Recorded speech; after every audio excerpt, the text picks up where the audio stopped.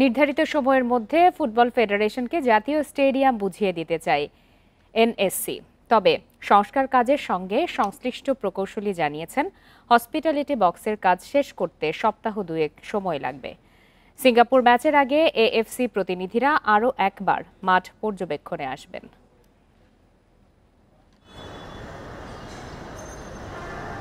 10 June Asian cup বাছাইয়ের match, তার আগে জাতীয় স্টেডিয়াম সংস্কার কাজ শেষ করার চ্যালেঞ্জ এনএসসির। মাঠের ভেতরের কাজ প্রায় শেষ, গ্যালারিও প্রস্তুত। মাঠের চারপাশে ডিজিটাল বোর্ড বসানোর কাজ চলছে। সমস্যা হসপিটালিটি বক্স নিয়ে, এখনও কাজ শুরু করতে পারেনি ঠিকাদার প্রতিষ্ঠান। এনএসসির কর্তারা জানান, পূর্বঘোষিত সময় অনুযায়ী স্টেডিয়ামটি বুঝিয়ে দিতে পারলেও ছোটখাটো কিছু কাজ বাকি থাকতে পারে। শুধু হসপিটালি বক্স, ওখানে 540টা চেয়ার আছে, ওইটা আর্মিরা না যাওয়া পর্যন্ত ওখানে ওই কাজটা শুধু বাকি আছে, ওইটা শুরু করা যাচ্ছে না। ওনারা যাওয়ার পর সেই কাজটা করা হবে।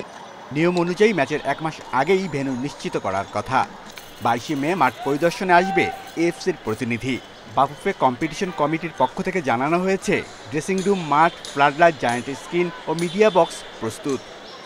যোগাযোগ করছে যত দ্রুত সম্ভব, কারণ ওই বক্সগুলো তো আমরা এখনও কাজ ধরতে পারি না। চেয়ারগুলো সব রেডি করা আছে, তো আশা করি ওনারা যত দ্রুত সরে যাবে কাজগুলো হয়ে যাবে। তো এই ক্ষেত্রে হয়তো এফসিকে আমরা ওই পোর্শনটা এটা বলতে পারবো যে এটা গভর্নমেন্টের একটা অংশ।